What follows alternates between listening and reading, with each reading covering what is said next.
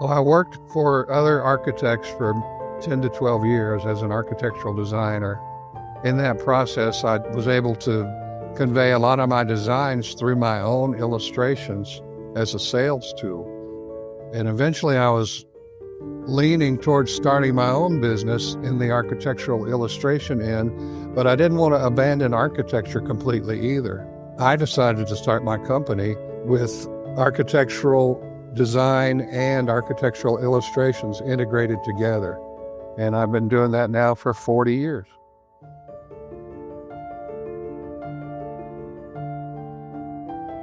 I think they overlap, like I was saying. As I was designing, it's not enough to show people plans and two-dimensional drawings. They need to be able to visualize what you're seeing in your mind for this design. So they're completely, totally integrated.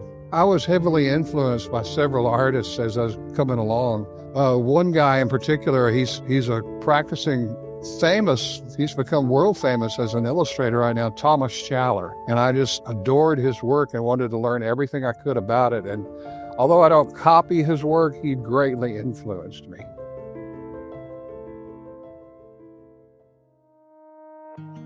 It's a combination of tight and loose. Some people just lean only towards tight, and we in my company offer that too with digital illustrations.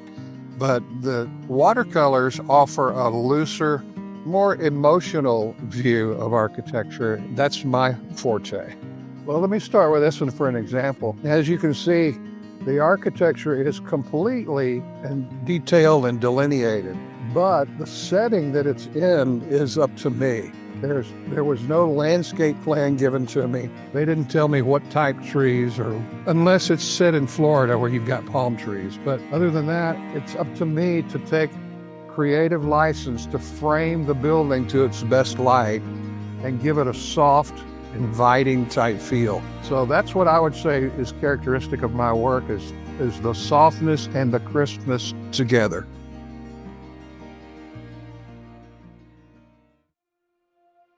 Well, it's kind of like I was referring to before in another question. My client's job is to sell their building. So the more tools they have available to them to both technically explain and emotionally explain what this building is going to do, what it's going to be used for, the better equipped they are to sell their project and to get it built. So my illustrations are designed to work with the owner, the client, to sell his work and to get it built.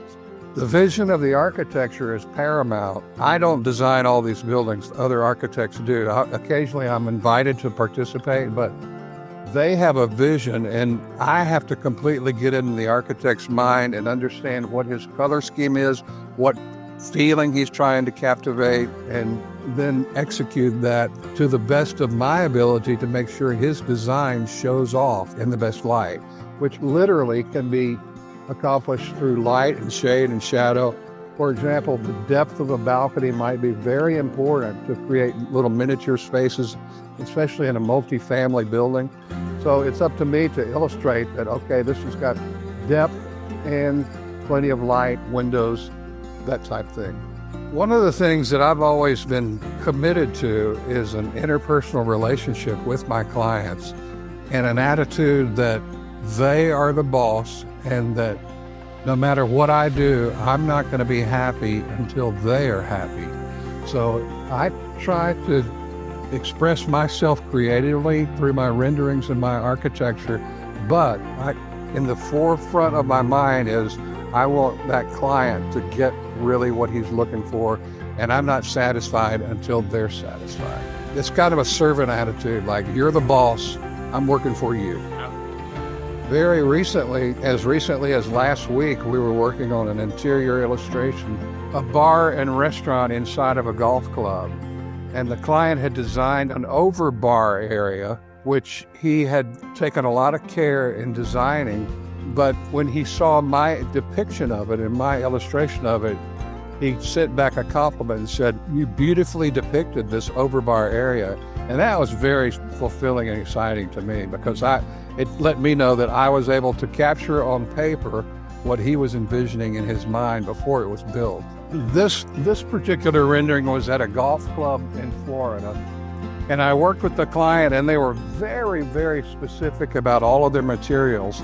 And this, for example, was what he called a Pecky cypress wood, which is very expensive. And this is an elegant, exclusive golf club.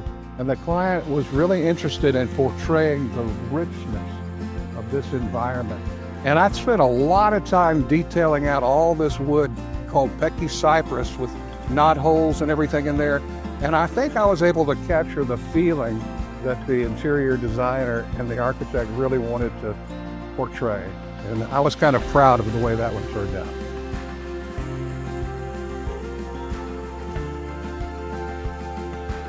The main advice I would give anybody considering this is, first of all, love architecture and love illustration and love what you do. Because there are hardships in every occupation, but if you love your work and you're committed to doing your best, you'll enjoy it. And enjoying your work, to me, is the secret of success. I think the worst thing you can do is being involved in a career that you don't even like. So that's my number one top advice.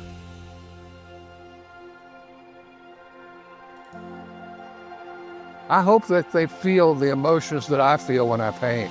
I hope they feel that there's a reason why I showed this in this light, and that they experience some of the emotions that I feel as I'm painting it. That's my goal, for them to feel what I'm feeling.